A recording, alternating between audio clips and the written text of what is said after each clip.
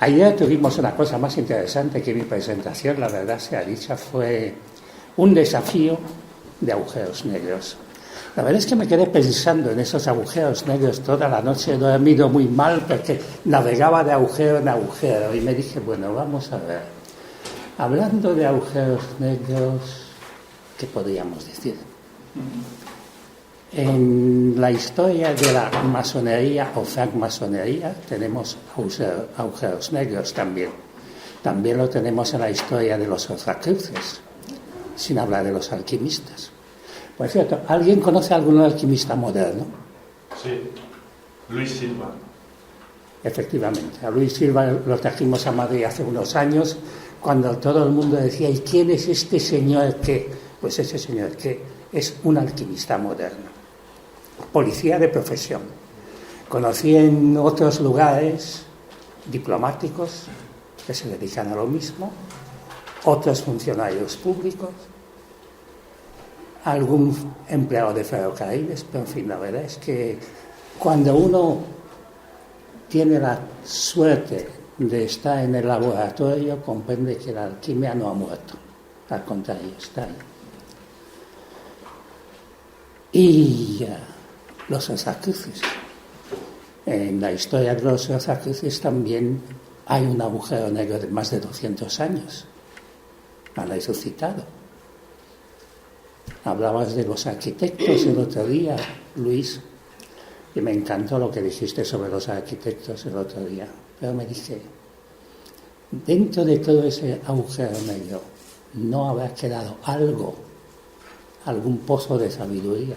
Seguramente quedó el pozo de sabiduría, ahí está. Con la masonería nos pasa lo mismo.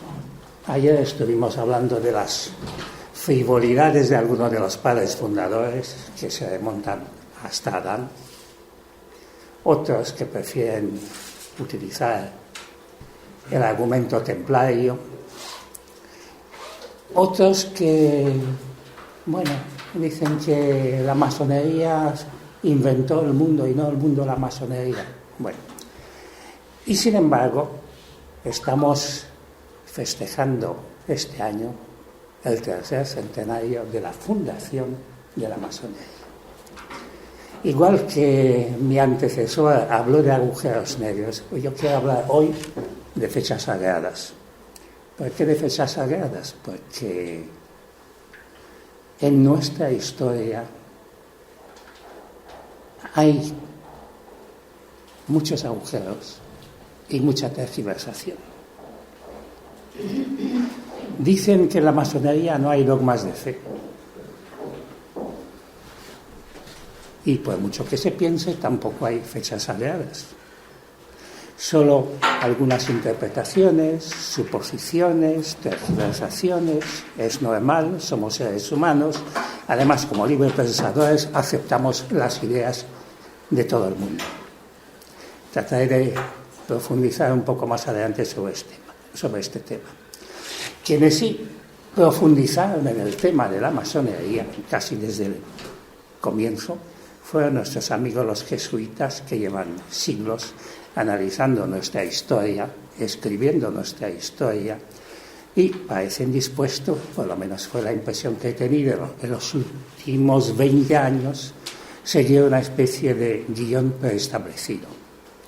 Nunca he dudado de su capacidad de síntesis, es gente muy preparada. He asistido a un diálogo entre un gran maestro masón europeo y un pequeño jesuita español. Hablaba del tema de la iniciación. A cabo de 3/4 de hora, el gran maestro europeo dijo: Padre, me rindo. Ustedes son iniciados y seguramente más iniciados que nosotros. No me acuerdo exactamente cuál fue el argumento de la iniciación, pero efectivamente podía rendirse uno ante los argumentos de jesuita.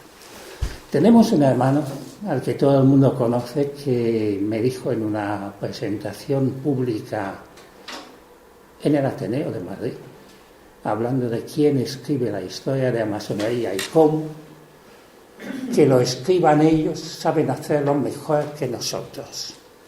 Bien. lo están escribiendo desde hace 2 siglos y medio, casi más. Son capaces de decirnos qué va a pasar con la masonería o con una persona en masonería antes de que ello suceda. No exagero, me ha sucedido a mí.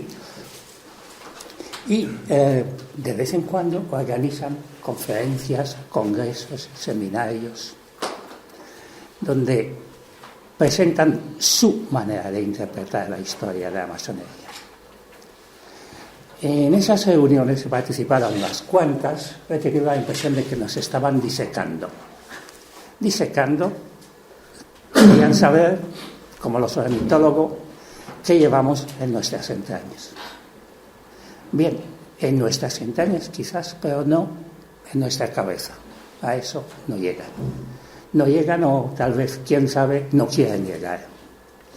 Se limitan a elaborar con sumo cuidado inventarios de nuestros templos.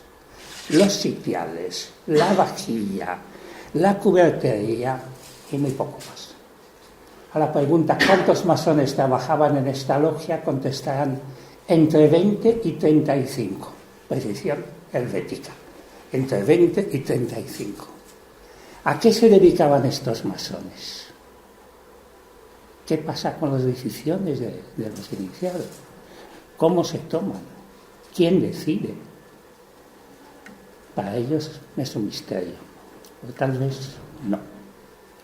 ¿Les interesa de verdad saber qué pensamos los masones?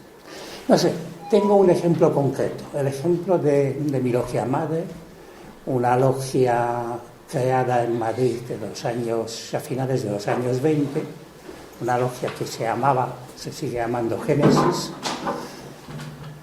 De esta logia no encontré absolutamente nada en los escritos de nuestros amigos los jesuitas. Bien, si uno va y busca en los archivos de Salamanca, por ejemplo, descubre que la logia Génesis de los años 20-30 estaba integrada ante todo por gente relacionada con la enseñanza y la educación. Y lo que se pretendía hacer en esta logia Génesis era un proyecto de modernización de la enseñanza española. No he encontrado semejante dato en ningún libro de historia de la masonería publicado por fuentes solventes. Lamento que los paréntesis no se puedan pronunciar de otra manera. Bien, ese es un ejemplo. Otro ejemplo. El otro día recibí un cuestionario en el que un miembro iba a decir esta secta, perdóname, no es una secta, es una compañía, me preguntaba cuál es la orientación ideológica de su obediencia. A lo cual me quedé pensando, bueno, vamos a ver, a esas alturas, chicos, ¿no sabéis que en la obediencia no hablamos de política? Que en la obediencia da igual que el hermano que está sentado al lado sea monárquico, republicano, nacionalista, centralista, protestante, católico, ateo. ¿Da igual? Sí, da igual. Por lo menos esa es la experiencia que he tenido. Que a esas alturas me pregunten cuál es la orientación ideológica de mi obediencia o de una obediencia en general. Vamos a ver. La Congregación para la Doctrina de la Fe, que es la nueva Inquisición, ha debido cambiar un poco los criterios, porque hasta ahora no se preguntaba a los masones qué corriente ideológica seguían o qué credo político aceptaban. Un poco raro, pero bueno, es interesante ver que ya no se ocupan solo de sitiales. Hasta cierto punto deberíamos alegrarlos. A mí me preocupa un poco el tema porque en una publicación que sacamos hace poco reproducimos el cuestionario que mandaba la policía política en todos los países ocupados por los nazis a los masones. Curiosamente, lo que se preguntaba en Belgrado es lo que se preguntaba en Madrid y en Barcelona. Es decir, que si alguien quiere saber cuál es el interrogatorio del masón en la España de los años 40-50, basta con leerse ese artículo, lo comprenderá. Poco ha cambiado la cosa. Lo que sí cambia es el interés de alguno por nuestras opiniones políticas. ¿A qué nos dedicamos? ¿Cómo tomamos esas decisiones? ¿Cuáles son esas decisiones? Bueno, francamente, no sé cómo contestar a esa pregunta. Si dicen y tienen tendencia a decir que la masonería dirige el mundo, que los masones hacen y desfacen todo en política internacional, en la economía, en la sociedad. Bueno, pues vamos a ver, ¿a qué llamamos hacer y deshacer? En mi obediencia, y me vais a perdonar que hable siempre de mi obediencia y de mi logia, en mi obediencia hay gente de todas las tendencias y todas las profesiones. Hace unos años alguien planteó en logia la pregunta: ¿qué son los alimentos transgénicos? ¿Cuáles son las ventajas y los inconvenientes de utilizarlos? Bueno, un hermano jurista se juntó con un hermano agrónomo y escribieron una plancha. Escribieron una plancha que llegó a las 50 páginas. 50 páginas es mucho para una logia azul. Llegaron a las 50 páginas, leyeron un resumen de esas 50 páginas en sus respectivas logias y alguien llegó a la conclusión de que lo que se estaba diciendo ahí tenía que hacerse público. ¿Hacerse público? ¿Cómo? ¿Cómo publicamos una plancha de 50 páginas? Encontraron una manera muy sencilla de hacerlo. Encuadernaron la plancha y se la mandaron al ministro de Sanidad y al ministro de Agricultura. Lo que siguió después, pues sí, alguien tomó una decisión: no autorizar los alimentos transgénicos en Francia. No sé si a eso se llama dirigir los destinos del mundo o no. Lo que sí me parece que es importante saber que con una plancha masónica bien hecha podemos incidir en algunas cosas importantes para la sociedad. No siempre incidimos en los asuntos importantes para la sociedad. Hay masones que quisieron parar una guerra y no lo consiguieron. Hay masones que acabaron en la cárcel por decir las verdades. Y hay masones que siguen pensando que su papel es de seguir luchando por una causa justa. Pero, ¿qué llamamos una causa justa? Me pregunto, y os pregunto, ¿qué llamamos una causa justa? He dado el ejemplo de los transgénicos. Podría hablar de la aportación de los masones en el desarrollo de la sociedad. Podría hablar de unos inventos de hermanos masones: la insulina, la aviación, la pluma estilográfica, el motor de reacción. Hay muchos ejemplos. Ahora, ¿son obra de la masonería u obra de algunos hermanos masones que se han dedicado a su profesión? No me gustaría decir que toda la música compuesta por masones es música masónica, porque no lo es. No todas las planchas de los masones llegan a un despacho ministerial y se convierten en proyecto de ley. De vez en cuando sucede y la verdad es que nos alegra mucho saber que nuestro pequeño granito de arena lo podemos aportar.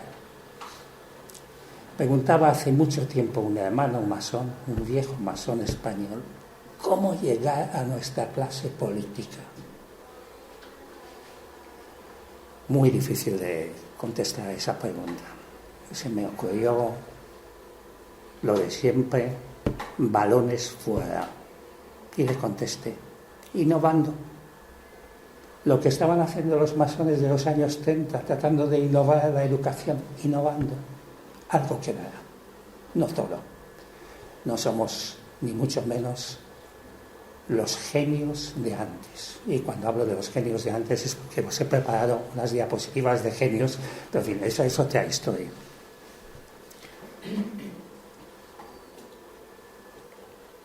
Pero hablando de genios y hablando de lo que ha sucedido en los últimos 300 años, para eso estamos aquí, ¿no? Me estoy acercando un poco al tema de mi intervención.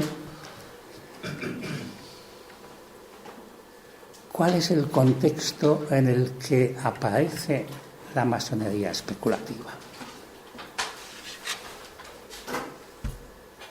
Ayer me pareció haber oído que no hay una relación entre la especulativa y la operativa.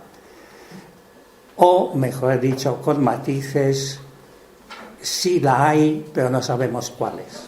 Bueno, no pretendo estar en posesión de toda la verdad, pero sí de algunos datos para demostrar que sí que hay una relación. ¿Qué es lo que acerca a los masones operativos, a esos señores que se interesan por su trabajo? Esos señores que son alquimistas, rosacruces, filósofos, químicos. ¿Qué buscan unos y qué buscan otros? Los señores quieren saber cuáles son los secretos de la construcción. Esas catedrales que han aguantado prácticamente todos los terremotos de los últimos 500, 600 años o más. ¿Cómo es posible que eso se haya construido? ¿Cómo es posible que una gente que aparentemente no tiene la preparación intelectual que tienen los señores que se dedican a la física, a la química y todo esto, cómo es posible que esos hombres hayan logrado edificar esas obras maestras? ¿Qué les interesa a nuestros canteros? ¿Cuáles son los secretos de esos señores filósofos que saben mucho, pero que no saben trabajar la piedra? Y empieza un diálogo. Empieza un diálogo hace más de 300 años, diría más de 500 años, una especie de intercambio en el cual unos y otros salen ganando. Unos y otros salen ganando y acabarán en algún momento fusionando logias operativas con logias especulativas. 1717, una fecha sagrada. ¿Cuál es el recorrido que se hace desde esos constructores de catedrales a los señores ciudadanos que deciden crear la Gran Logia de Londres? Es un recorrido bastante largo y para comprenderlo me gustaría empezar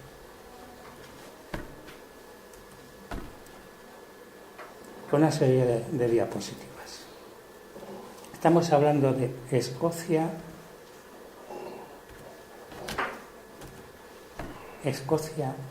en el año 1500.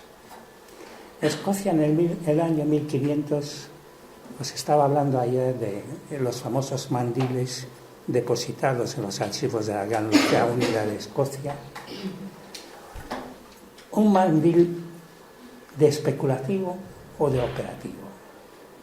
Lo llevaba Robert Burns, el gran poeta escocés, y lo llevaba alegando que este mandil había pertenecido a un antepasado masón operativo. Si miráis un poco los detalles, vais a descubrir unos símbolos que podrían ser los nuestros, pero como se os dijo ayer, no nos pertenecen. Existían muchísimo antes que la masonería. Robert Burns nace después de la creación de la Gran Logia de Londres. Robert Burns es para nuestros hermanos escoceses la encarnación de la cultura de su país y la encarnación del perfecto masón. ¿Lo fue Robert Burns? Quizás sí, porque también tuvo sus dudas, como hemos tenido muchos, y logró solucionar el problema, nuestro problema existencial. ¿Qué hago en la masonería? siendo hasta el final de sus días un buen masón. Claro que era un masón de aquella época que adoptaba con su espíritu crítico una postura que no gustaba mucho a la Iglesia y menos a la aristocracia.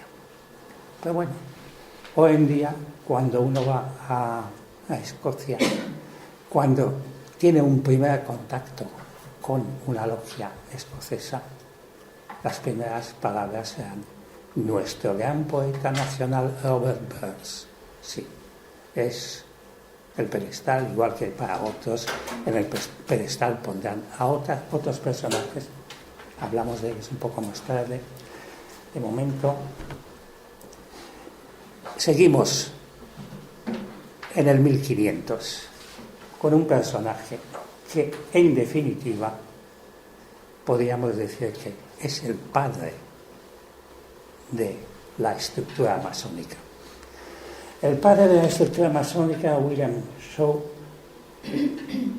que es el hombre que redacta los estatutos y las ordenanzas para los masones del reino. Estamos hablando de masones operativos. Estamos hablando de gente que está trabajando la piedra mucho antes de que aparezcan nuestros hermanos especulativos. William Shaw crea los estatutos y ordenanzas de las logias masónicas. Estatutos y ordenanzas que se promulgan en diciembre de 1598.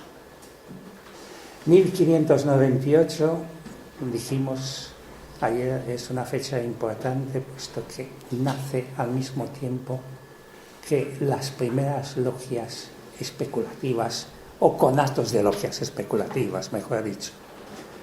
Ayer nos decía el profesor Algoe, utilizando un argumento mío, si no recuerdo mal, que la primera tenida de la que hay constancia en Escocia se celebró en diciembre de 1599. Sí, en la Anne's Chapel, efectivamente. Lo que pasa es que desde la última vez que hablamos, profesor Algoy, ha aparecido otro documento. Nos encantan los documentos a los masones. Pues bien, el primer acta de celebración de tenida data de 1588, prácticamente después de la promulgación de los estatutos de Shaw. La logia está cerca de Edimburgo, es una logia pequeña, es una logia que ha desaparecido en comparación con la de la Anne's Chapel, que sigue existiendo, pero ahí están los documentos, es decir, que ya en el año en el que se promulgan los estatutos, tenemos una tenida masónica. Tenemos una tenida masónica y después el agujero negro. El agujero negro, pero no sé, no tanto. Vamos a encontrar en este agujero negro una serie de personas o personajes que serán importantísimos para la historia de la orden. Elias Ashmole, alquimista, filósofo, anticuario. Hace años, me acuerdo, en la época en la que todavía era un joven compañero masón, leí un libro así de grande, Elias Ashmole, el primer masón especulativo. Bueno, pues llegué a la conclusión de que hubo otros masones iniciados antes que Elias Ashmole, gente quizás más importante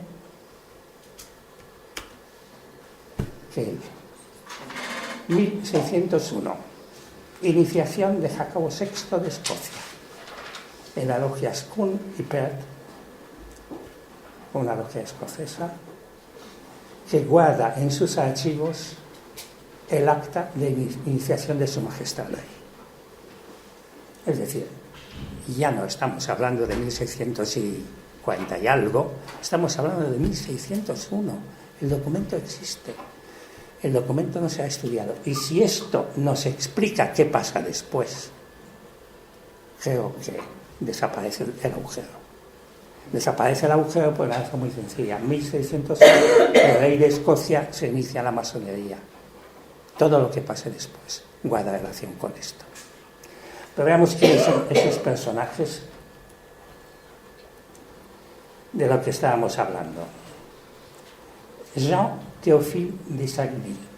Jean-Théophile de Sagley, hijo de un pastor protestante francés que emigra a Inglaterra en la época en la que los protestantes pierden sus derechos, para no decir sus cabezas, en Francia, y se afinca en Inglaterra. Es autor o coautor de lo que serán las constituciones de Anderson, o mejor dicho, es el autor de las constituciones de Anderson, Anderson siendo gran maestro, firma las constituciones. El autor físicamente es este hombre. Miembro de la Royal Society, trabaja con Newton y recibe 3 veces la medalla de la Royal Society. Para inventos, para asiduidad y para sus estudios sobre la electricidad. Estudios sobre la electricidad. ¿Qué se sabe en aquella época de la electricidad? Pues ven, en Inglaterra hay todavía un museo en el que aparece una foto muy borrosa de la primera central eléctrica inglesa.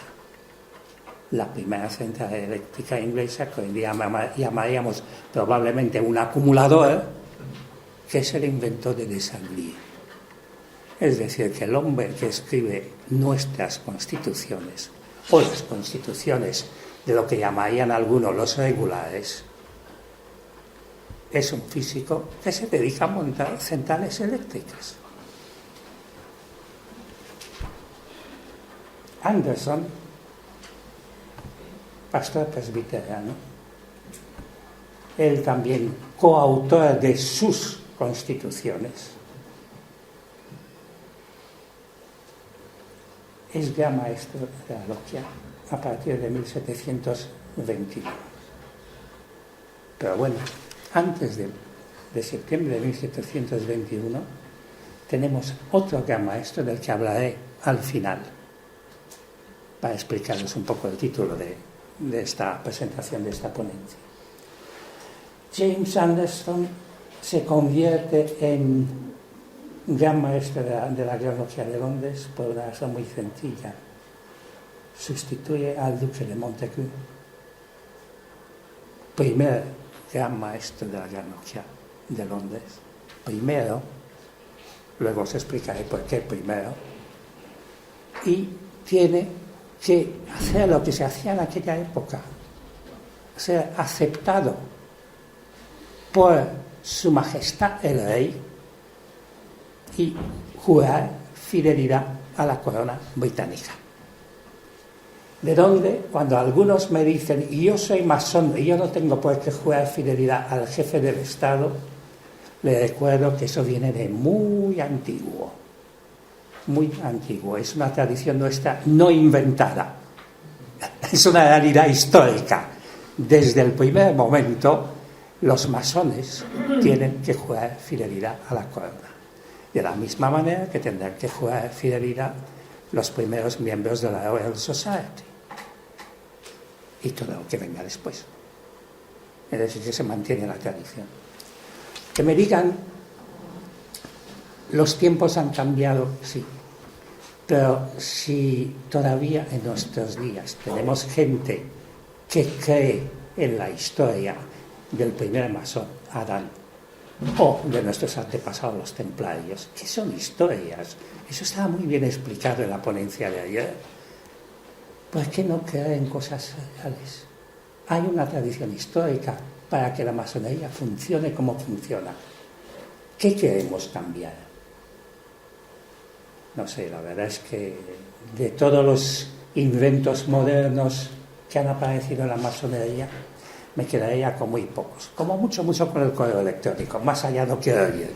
Hay amigos y hermanos que he oído decir, de aquí a 10 años vamos a organizar tenidas por Internet. Se puede. Técnicamente todo es posible. Se puede organizar una tenida por Internet. Y el misterio de la tenida, ese ambiente que solo se siente en el templo, ¿qué hacemos con él?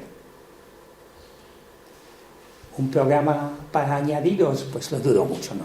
Personalmente, no sé, quizás de 50 años alguien diga esos carcamales que no sabían cómo funcionaba el INT, pues no sé cómo funciona el INT y la verdad es que no me interesa saberlo, por lo menos para asuntos masónicos. Para otras cosas sí, estoy dispuesto a aceptarlo, pero para asuntos masónicos prefiero quedarme con lo que hay.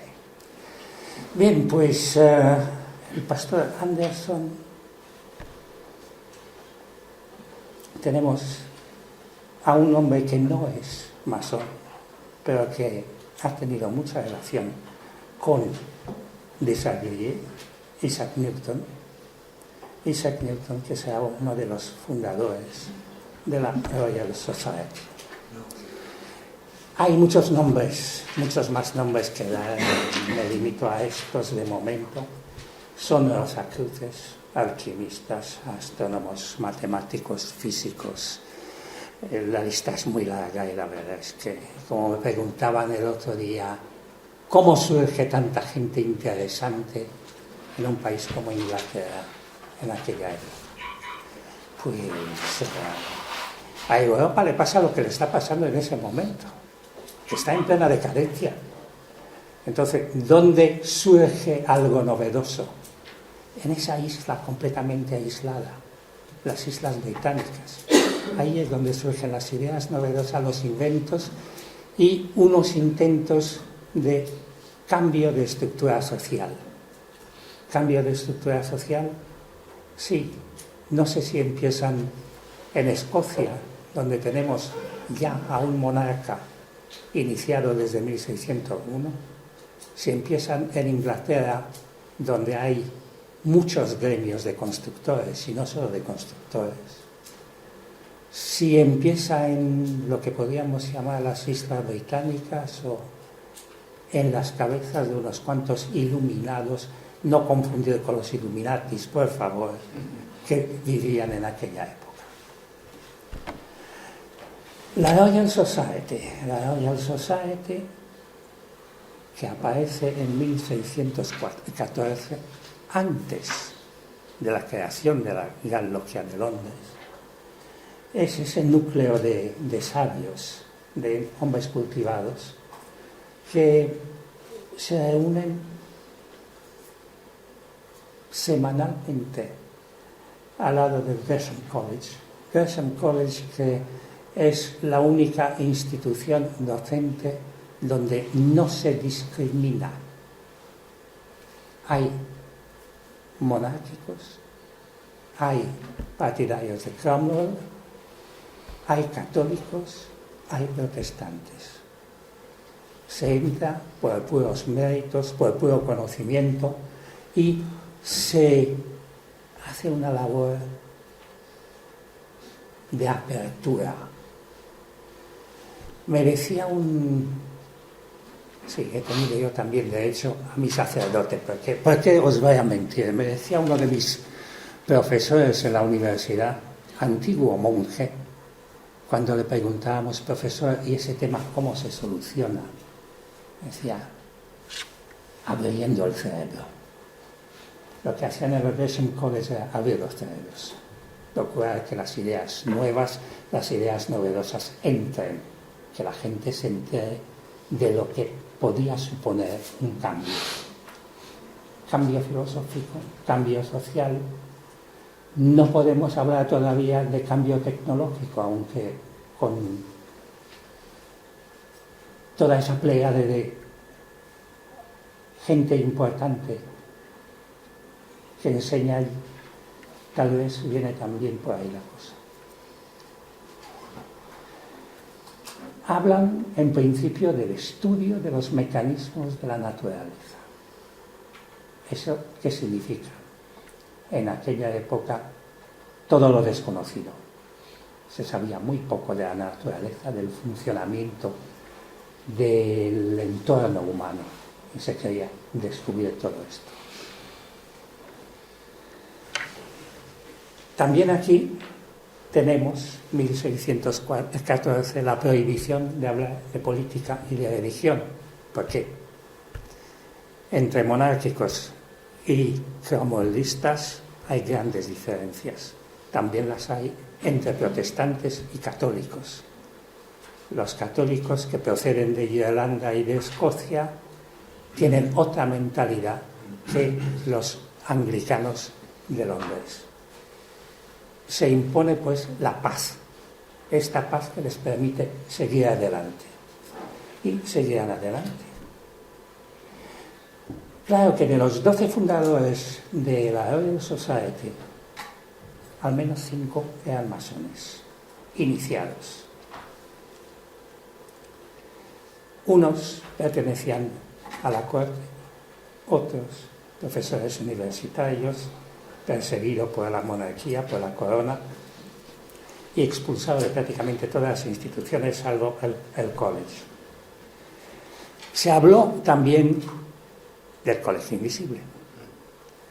Bien, pues después de la primera reunión de la unión constitutiva de la Royal Society, consiste en elaborar un listado de 40 personas consideradas apropiadas para convertirse en futuros miembros del grupo, de este grupo de 12 personas.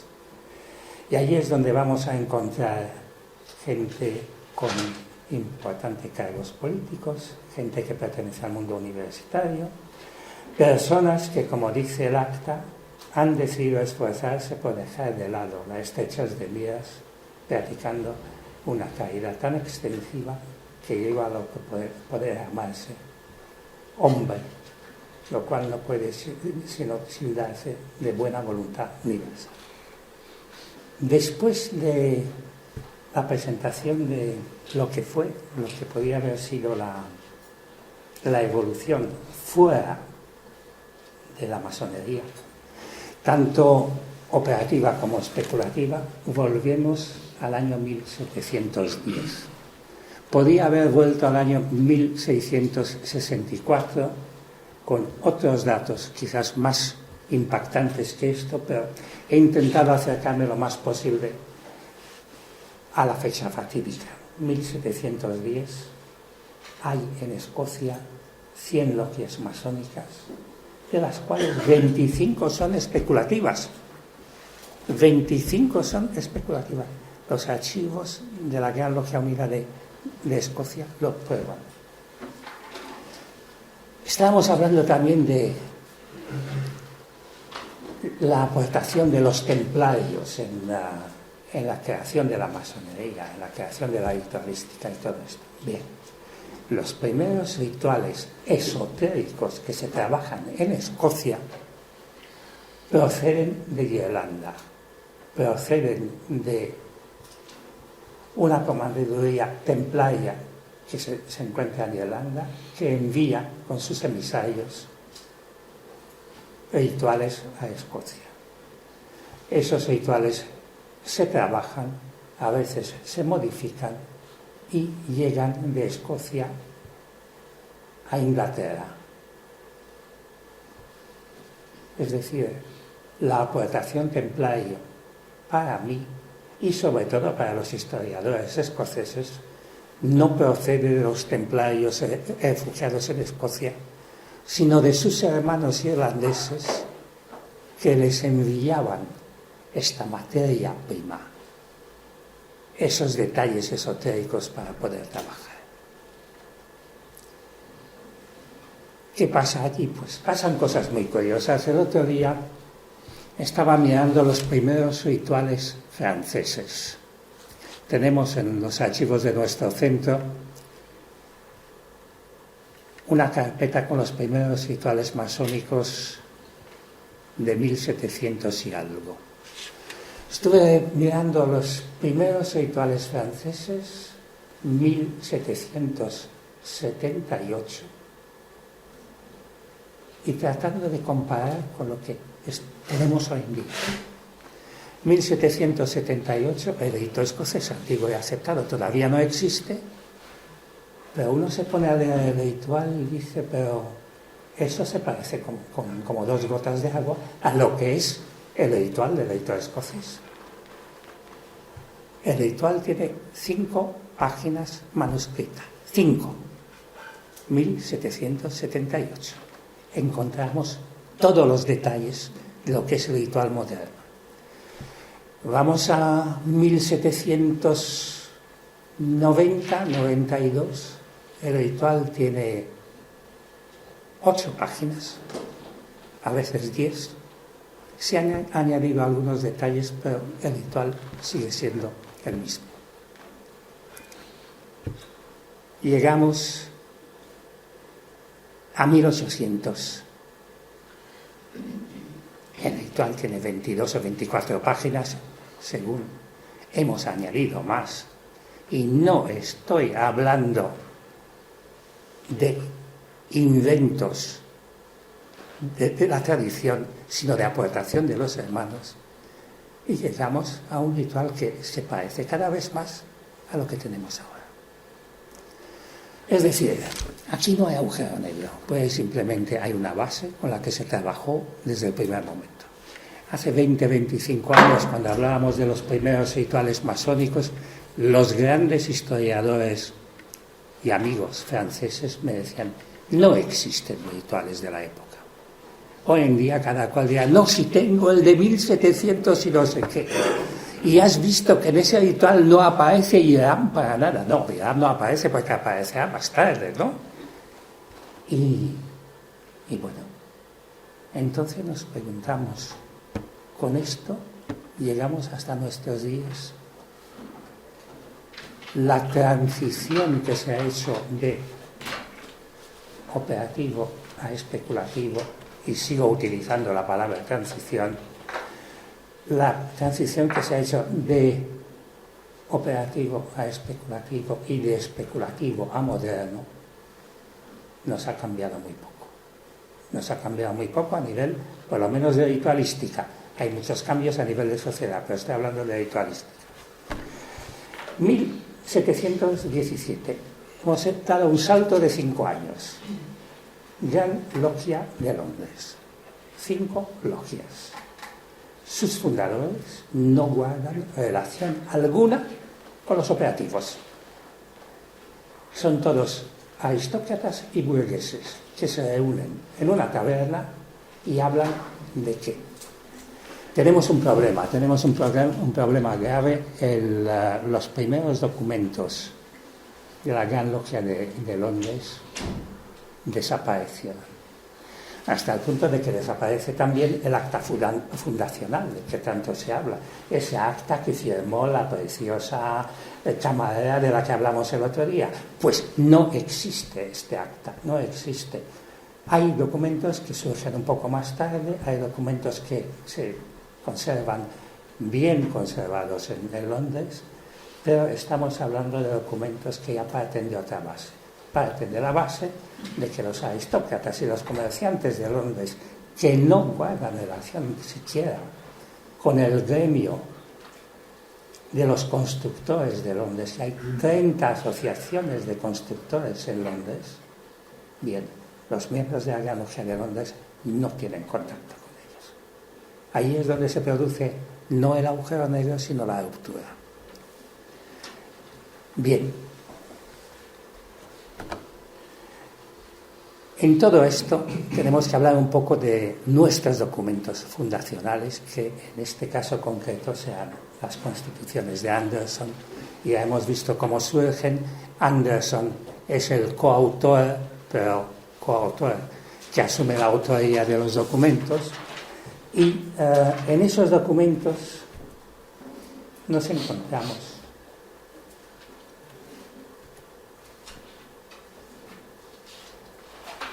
con que Anderson, junto con Desailly, el electricista, Desailly, redactan esas constituciones.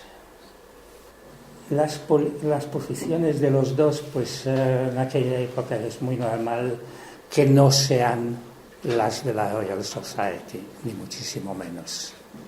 Las posiciones de los dos, pues tratándose de hombres de iglesia, ante todo, pues vayan un poco, aunque en el caso de Desailly tengo mis dudas porque su central eléctrica ahí está y demuestra que el hombre veía mucho más lejos que en lo que aparece en nuestras primeras constituciones.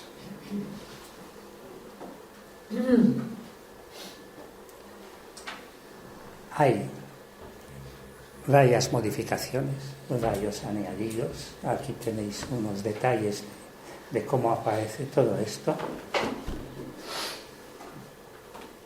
Las ideas básicas: Torre de Babel, transmisión de las artes liberales, eso lo encontramos en algunos rituales hasta hoy en día.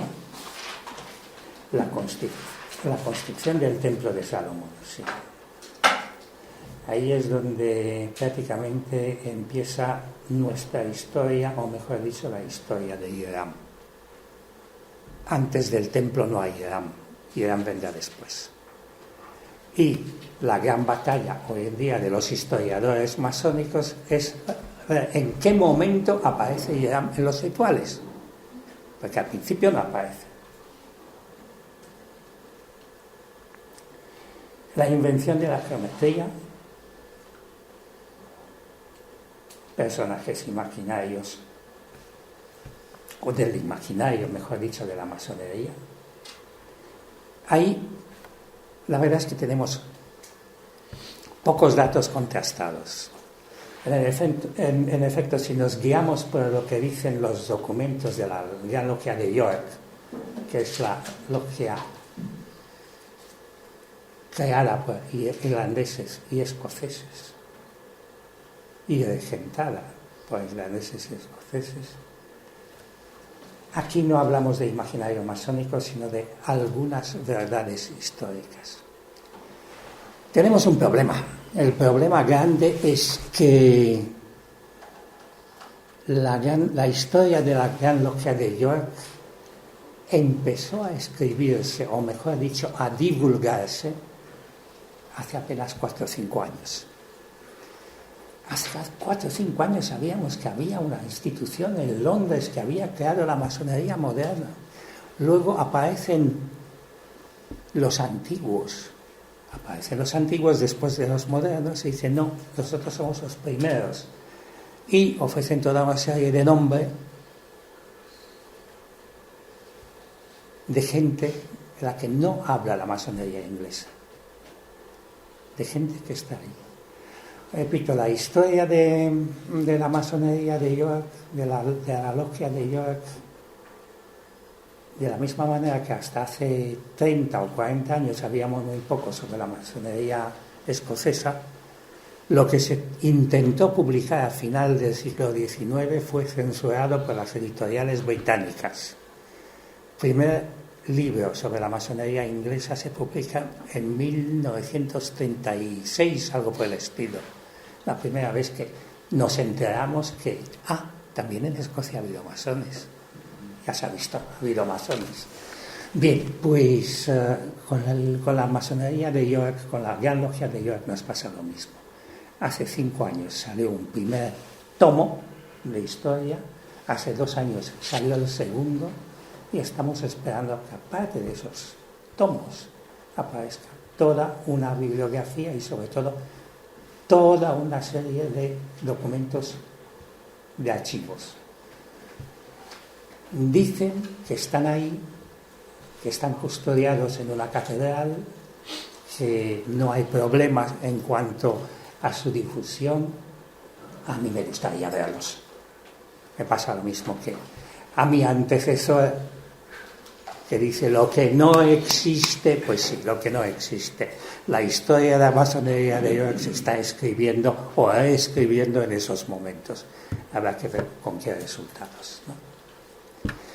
Bien, eso es un poco lo que os quería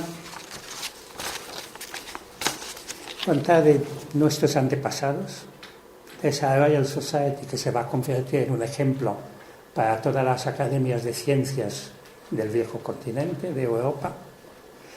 Nuestras primeras constituciones, en las primeras constituciones también tenemos un detalle. Aquí aparece Carlos Martel. Aparece Carlos Martel, que se lleva a 2 obreros del Templo de Salomón a Francia, y ahí nace la masonería. Bien, esa tesis, como os he dicho, la escuché de boca de un ilustre catedrático, académico y todo esto hace apenas 2 meses, cuando dijo, no, sí, los constructores del Templo de Salomón vinieron a Europa. Los papeles. Es que no tenemos los papeles en todo esto. Me gustaría tenerlo, pero en fin, no los tenemos. Lo que sí vemos también en las constituciones de Anderson es que se insiste mucho sobre los aspectos históricos. Historia de las artes, historia de la arquitectura, el estilo gótico, el simbolismo arquitectónico, el simbolismo de las artes liberales. Es decir, entramos en lo que va a ser nuestro templo, el templo masónico. Nuestro templo edificado por 2 pastores protestantes que, uno por lo menos, nos lleva a Adán, han dicho que censura a Eva y la censuro, y otro que se dedica más bien a hablar de Dios, y hablará mucho de Dios en esas constituciones, por algo es pastor protestante.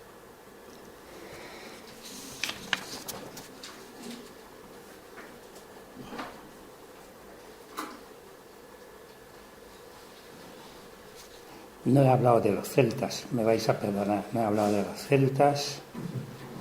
También aparece en las constituciones de Anderson la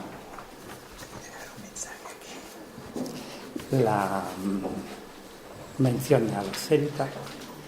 La Torre de Babel, por supuesto, no podía faltar la Torre de Babel, o no.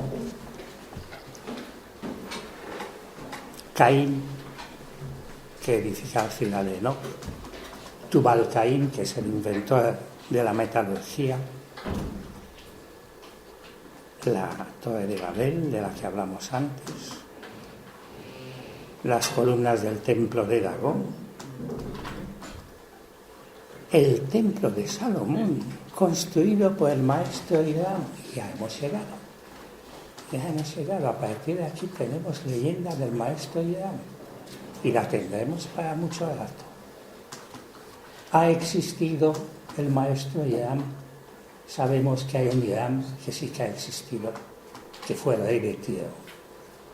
Tiene un precioso sarcófago en el Líbano, lo hemos visto, creo, y sabemos que eso existe. Pero bueno, ¿y el otro Hiram? Hiram el constructor. ¿Mito o leyenda? Sigo preguntándome a esas alturas. Y bueno, supongo que no soy el único que se pregunta si mito o leyenda. Pero ahí está. Allí está.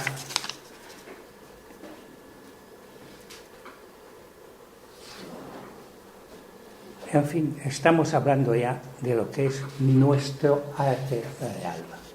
El arte real de los constructores, el arte real de los masones.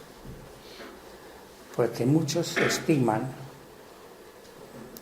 que ese arte real que ha dado origen a nuevos planteamientos, y de eso se habló ayer, y no quiero repetir lo que dijo mi antecesor porque lo dijo demasiado bien, no hay nada que añadir a lo que dijo, pero es un punto de partida para nuestro templo interior.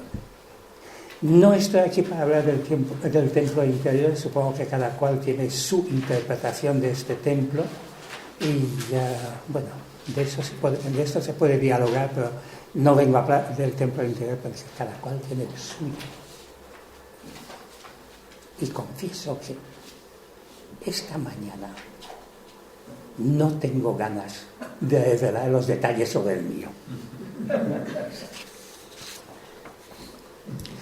Bien, me dicen que bueno, sí, comprendido. Y la gente querrá preguntar.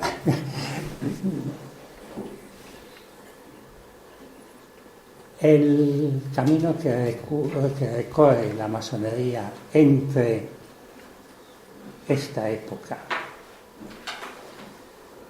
es una época muy interesante, la que se pone la base de lo que es la universalidad de la masonería, la universalidad religiosa y todo esto.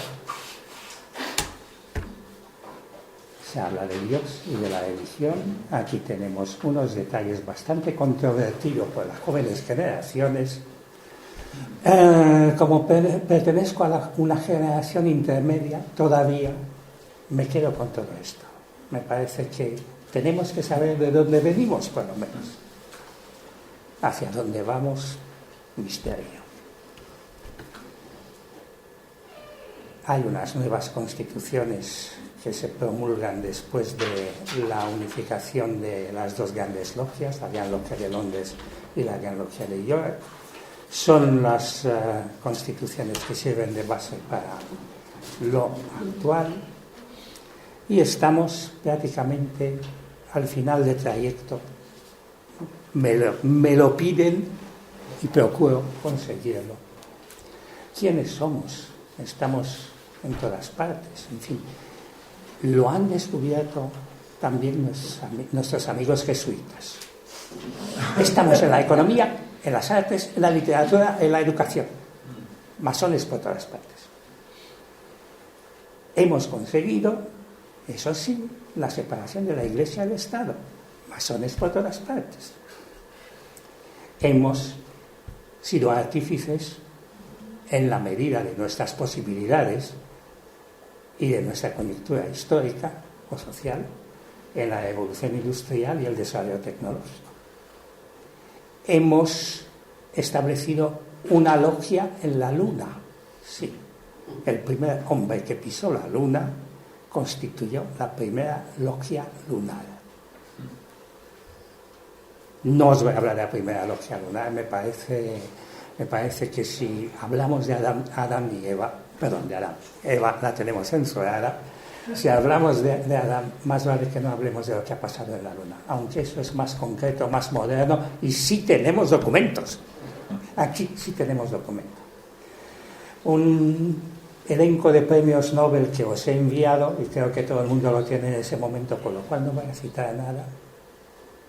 Esos somos. Lo que tenemos en la cabeza, lo seguimos teniendo en la cabeza. Si los que nos quieren disecar nos mandan ahora preguntas sobre la orientación ideológica de nuestras obediencias, diré que mal asunto, sobre todo teniendo en cuenta que el actual Papa pertenece a la Compañía de Jesús. Bueno, empiezo con la pregunta y termino con la pregunta. Tengo aquí un correo electrónico enviado por el gran bibliotecario del Centro Masónico de Washington a sus amigos anglosajones, que dice más o menos lo siguiente. ¿Alguien lo quiere traducir? Yo. Acabo de regresar de la conferencia de Quattro Coronati. Quattro Coronati es la logia de investigación de la Gran Logia Unida de Inglaterra, que ha tenido lugar en el Queen's College de Cambridge, Reino Unido. He escuchado un informe de Andrew Prescott y Susan Marshall que demuestra que la Gran Logia de Inglaterra, léase de Londres, no ha sido fundada en 1717, sino en 1721. Bien, ¿en qué se basa Andrew Prescott, que durante décadas ha sido el historiador oficial, entre comillas, de la Gran Logia Unida de Inglaterra, para decir esto?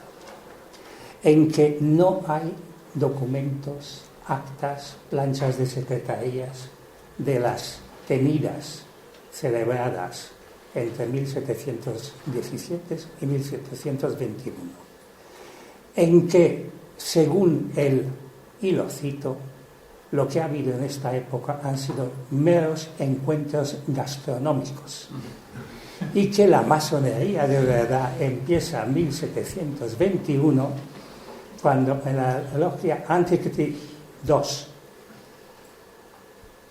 fundadora de la Gran Logia de Londres, se instala al primer gran maestro de la obediencia, que es el duque de Montagu.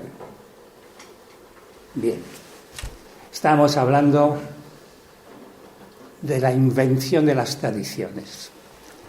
¿Qué hacemos con esto? La verdad es que eso causó gran revuelo en prácticamente todos los foros masónicos anglosajones, que decían, bueno, ¿y ahora qué hacemos? Todo el mundo llega a Londres dentro de unos meses porque hay que celebrar algo. A lo cual intervino el humor británico, diciendo, bueno, si es verdad que la fecha de constitución de la Gran Logia es 1721, tenemos una solución: celebrar el tricentenario 2 veces, una vez este año y otras en el 21. Así que nada, os cito para 2021 para hablar de la creación de la Gran Logia de Londres. Y de aquí entonces puede que aparezcan otros documentos. Muchas gracias.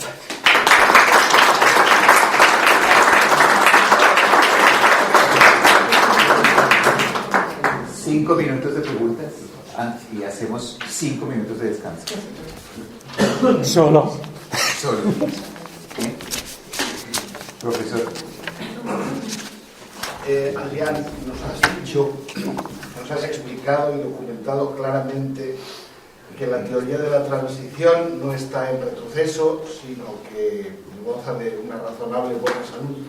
Pero has hablado en un momento dado de la coexistencia en Inglaterra, no recuerdo ahora mismo si has dicho en Escocia o en Londres, de logias operativas de constructores, nada raro porque Londres acababa de arder con una guerra y necesitaban albañiles, con logias de masones especulativos, y has hablado de una ruptura. Me gustaría que aclarases un poco ese concepto porque yo no lo entiendo muy bien. Si había contacto entre ellas o no, si eran mundos separados, como dicen los invencionistas. Me gustaría que reflexionaras un poco más sobre eso. Gracias. Vamos a ver, mis 5 minutos de descansos. Pero en fin, contesto a esto. Porque si no le quitamos tiempo aquí al profesor. Contesto a esto. He hablado de logias operativas y especulativas en Escocia. Es decir, que ahí hay una especie de hermanamiento entre las dos corrientes. Eso ha existido, cabe suponer por los documentos que tienen nuestros hermanos escoceses, que ha habido una especie de convivencia de los operativos con los especulativos. Cabe suponer. En el caso de Londres es mucho más sencillo. En el caso de Londres hay una gran logia de Londres creada por unos señores, por unos gentlemen que no tienen nada que ver con la construcción, en una ciudad donde hay registrado unos 30 gremios de constructores. No hay relación entre los gremios de constructores y los señores que crean la Gran Logia de Londres. Ninguna relación. Es decir, que es gente que desde el punto de vista continuidad con los operativos, cero. No existe. Sí existe en Escocia. O sea que hay unas corporaciones de personas que son albañiles. Exacto. Y otras corporaciones, otros grupos de personas que se disfrazan de albañiles pero no lo son. Un grupo de personas que se disfraza de masones, como dice Andrew Prescott, para unos encuentros gastronómicos. Bien, esa noticia ha salido hace 5 meses. Esa noticia ha salido hace 5 meses. Vamos a hablar de ella dentro de 15 meses. O sea, hay que volver a repetir todo esto. No, volver a repetir no, quizás añadir algo. Sí, yo tengo una pregunta. Sí. Has mencionado que cuando el hombre pisó la luna, hizo allí la primera logia. A mí me gustaría que dijeras algo más, que además dices que está documentado, ¿no? ¿Qué es lo que ha pasado allí en la luna, referente desde el punto de vista masónico? Claro, no puedes decir esto y no aportar patatas. Sí, la verdad es que no he estado ahí, lo siento mucho, pero sé que hay documentos, si lo has dicho. Hay documentos que lo prueban, efectivamente, hay documentos que lo prueban. ¿Qué es lo que prueban los documentos? Prueban que un hermano nuestro iniciado que pisó la luna llevó una carta patente expedida por la Gran Logia de Texas en la que se estaba creando una logia lunar, Silence Lodge. Esa logia lunar, como no puede reunirse en la luna, sigue reunirse en territorio de los Estados Unidos, esperando el momento de levantar columnas en la luna. Por favor, no, porque eso puede suceder, quizás, no lo sé. Supongo que en vida de muchos de los presentes, ¿sabes? Pero han privatizado todo. Ahora, hay documentos de esta carta patente, la hemos publicado nosotros, han publicado más gente. Hay constancia de que la Gran Logia de Texas ha querido a toda costa ser la primera en poner ahí la banderita masónica, no la otra ya la hemos visto en muchas imágenes. Y bueno, sí, hay una logia lunar, Silence 1. Habrá más, supongo. Bueno, 5 minutos en serio, porque si no... 5 minutos. ¿Sí? Profesor, muchas gracias.